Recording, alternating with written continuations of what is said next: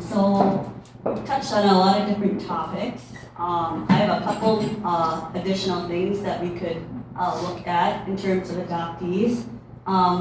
Some, like we were mentioning before, sometimes records are falsified. I have another example where my records were not the same as what my adopted parents were given.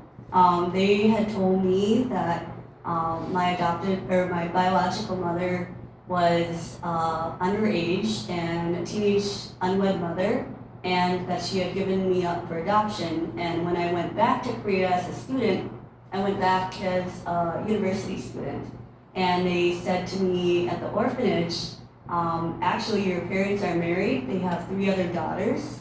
I would be the middle daughter, and they had another girl after me who was also adopted out, and then they had a boy. So what they think was going on, and this could also be another issue going on in Korea, is that the boys will inherit the family title and the land and different things. So that sometimes they will give the girls up for adoption and instead keep the boys. So that's what they're kind of indicating, but that was not what my adopted parents were told. So that's an example of how it's a little bit different.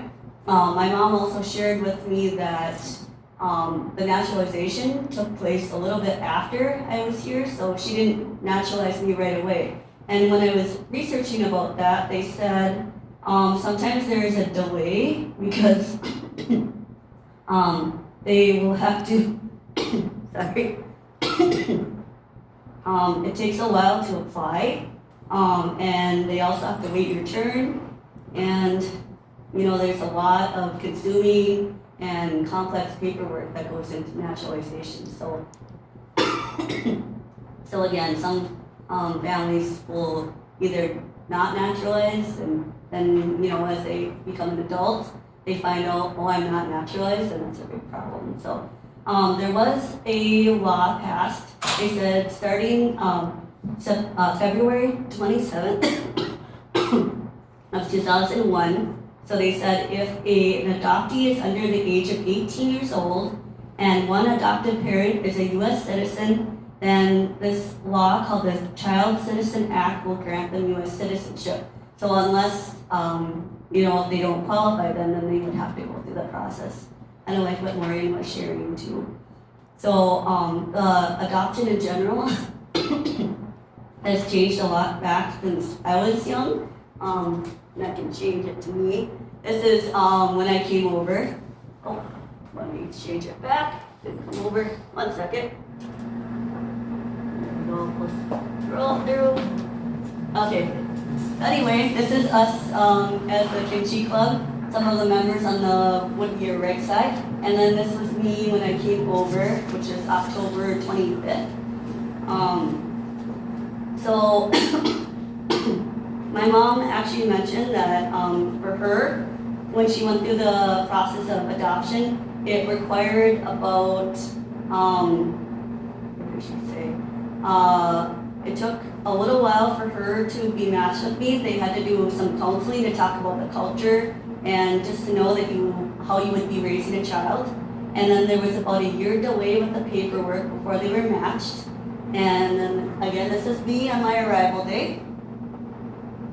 They also will call this your gotcha day, if you've ever heard of the gotcha day in Korea, so when you're adopted. And then this was something that my family put out for me. I'm gonna have to read from the screen, sorry. So it says that I arrived on October 24th, 1985, 5:20 p.m. on Northwest Flight. And my height at the time, 24.5 inch and 12 pounds. So this came out when they announced that I was here. And again, a little more pictures from the airport, just to see how I was. And this is my dad. He had almost no sleep, so I was always told he was very tired and a little grouchy, waiting for me to arrive on the plane. So, and then here is some of the records that my mom was given. I'm going to read them to you because it's really small. 1 second. I have 2 different ones. So So here's some of my paperwork. So, place of birth, Kimchun City. It says, so both parents are unknown, which Korea Social Service, my orphanage, they didn't know, so that's not true. The child, Shanae, was placed into the agency June 22nd, 1985, as an abandoned child through Daedong Medical Clinic for adoption. No background information is available from the medical clinic except for the fact that the child was abandoned by an unmarried mother, Jung Boon Lee. Again, not true. I'm not sure if it was someone else's information, because that does happen, that they'll copy it, and they think it sometimes makes the child sound more adoptable. This next one I don't have on there, but I'll share with you again. So it says, the child, Shanae, was born 8:10 p.m. And placed into our reception home on the same day as a sound and healthy baby girl, 49 centimeters in height, 2.7 kilograms in weight, and 33.6 centimeters in head circumference. According to the medical report, she is fine with no evidence of children's disease nor physical deformity, and her doctor is also pleased with her condition. As of July 4th, 1985, she is 50 centimeters long and weighs 3.2 kilograms, with head circumference of 34.5 centimeters.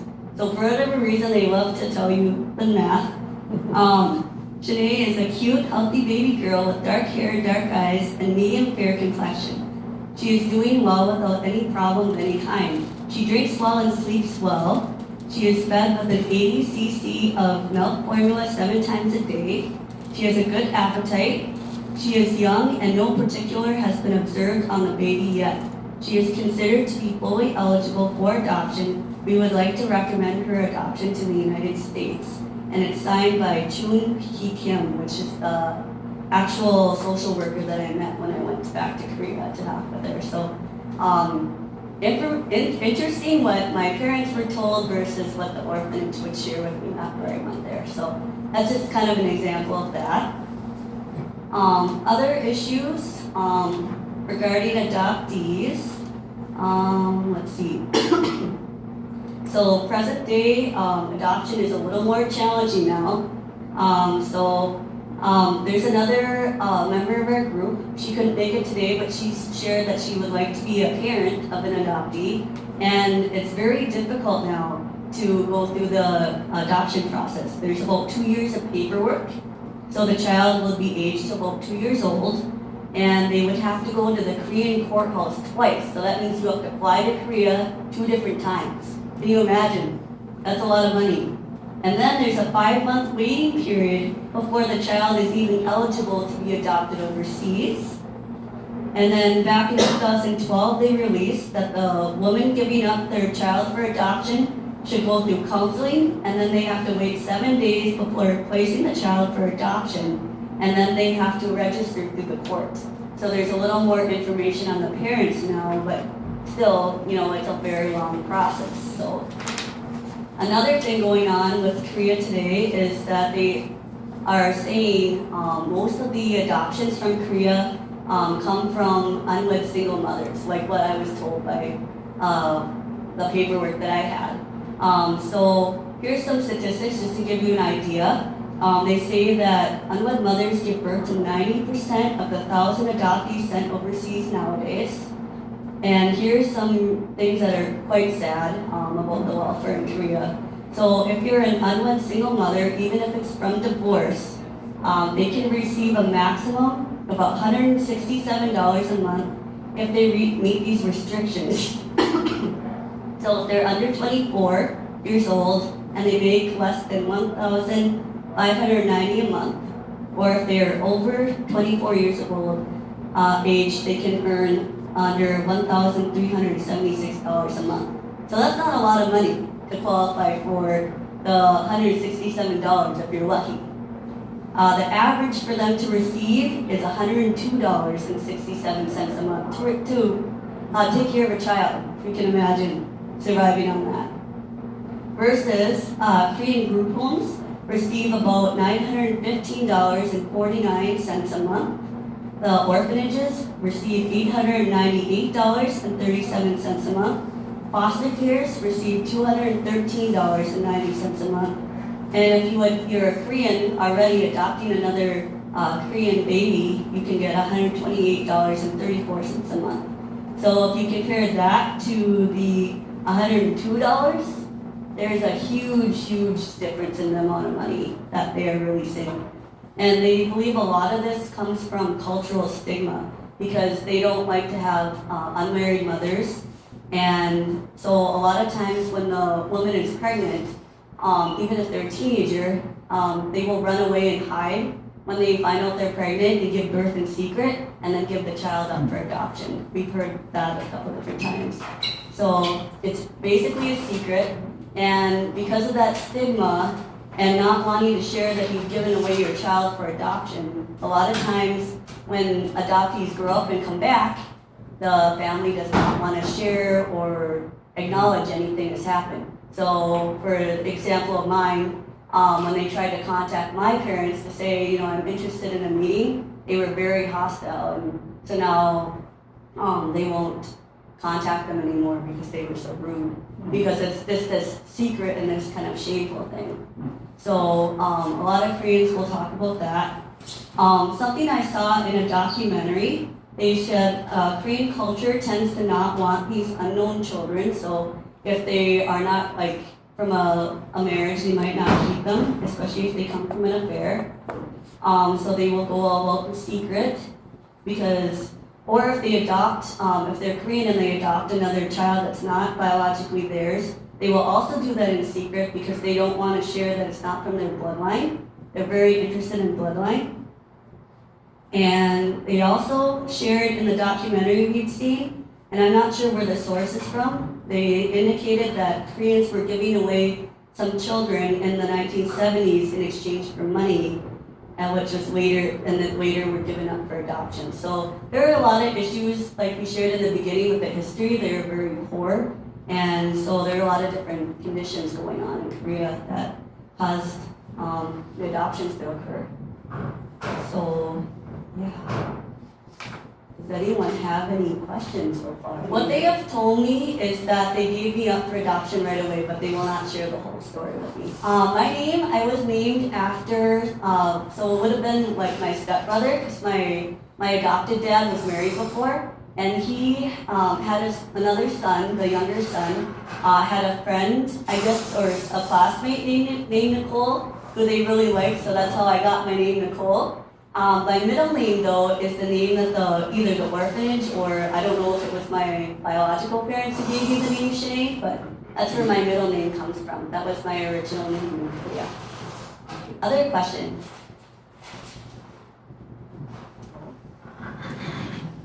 Other questions? Anyone else? We do have one other thing. Would someone like to come and read? This is from one other member who was not able to make it today, and she just wanted to contribute something to kind of explain a little bit about what it's like to be an adoptee. I don't know, is there such a thing as adoption disorder? I guess if we put a label on it, it might be better addressed by everyone. I think that what the doctors and scientists or whoever names or makes up disorders would say. I don't think that anyone who has not been adopted can know what they went through or is going through, even today. We have our own unique stories like no one else. We all have our own unique way why we were adopted, how we came here, where we are at different ages, the families that are supposed to be blessing and to be added to the family. The most heartbreaking stories are the ones of adopters that haven't yet accepted the situation. Good or bad, we never do accept ourselves in our situation. I think that's what adoption disorder is. I think that they're trying to find who they are in this world. It's very difficult just growing up and trying to find who you are anyway. I know I went through it. It's like someone having to deal two lives in their head. Who am I? Am I Korean? Am I American? Am I just trying to fit in an American world? Where you look different from everybody else, how do I fit in here? I'm thinking back to my adopted dad. He used to say the older you get, the more like yourself you become. I didn't know what originally he said by it, but it's true. Now that I'm old, I understand that what it means. It could mean different things to different people. For me, it seems that we're today and who we want to be or try to be, we're a version of it yesterday. We became the person today, expect better, and hope to be even better tomorrow. We become comfortable with who we are as we come and accept the faults of ourselves and try to make changes to make it better, to be a better person, to be a better version of our younger self. The faster we can accept ourselves today and who we were and where we came from, the faster we'll be accepted by everyone else too. We just have to accept what happened and just be happy with who we are today. I've been blessed more than I can imagine. I want to share my happiness with everyone. I was getting up for adoption with a feeling of abandonment. I'm sure like all adopted kids must feel that. Somehow they weren't worth keeping, so they were rejected by their own mother and father. I've read stories and heard about stories and how they hate their biological parents because they gave up. I thank God for all of my blessings. I don't understand why this happened, but I accept my life as it is, and I'm very happy and have much joy in my life. Amy, Nisa. Does anyone else have any comment? You had 2 different times, and I guess we can all come up with, we want to chat about that. I've gone 2 different times. When I was a student, I went, and I thought it wasn't long enough. I was there, I think it was about 4 months. And I went back as a teacher, as I've shared with some of you that I taught English over in Korea. I was there 2 years, and I really, in my 2 years, I really realized, as far as the culture, I'm so different, and so I really didn't fit in over there. You know, they say, as an adoptee, you look the same, but the minute you open your mouth, you're totally a different person. So my American side was very, very prevalent, and I just didn't fit with them there. So, you know, on account of that, I really felt, you know, I'm not really assimilated into Korean culture. I don't like all the things that they do. I don't agree with them. But I don't like everything that we do over here either. I don't agree with everything. So, you know, you're kind of your own person, kind of like what Amy had said. That I kind of, there's pieces of Korea that I really like, and sure, I'll adopt that into who's me, who I am, but I can't adopt everything. Just like, you know, there's different things that I do here that not everyone does the same way. You know, we're all our own people. So for me to go back again, I think I would love to go if I could afford to go, but you know, for me to stay there forever, I just don't see that happening. I don't know if you guys have a different experience. I have a lot growing up. There was a lot of bullying in my school. I was probably one of 3 in, I would say it was a kindergarten up through high school, and I was like one of 3 or 2 Asians in the entire school. So yes, I did have a lot of prejudice growing up. Yeah. Does anyone else want to comment? Anything? Other questions? All right, well, I will wrap us up here. Thank you for being here and being a good audience. I hope you've learned quite a lot from all of us. Thank you very much. So, thank you very much.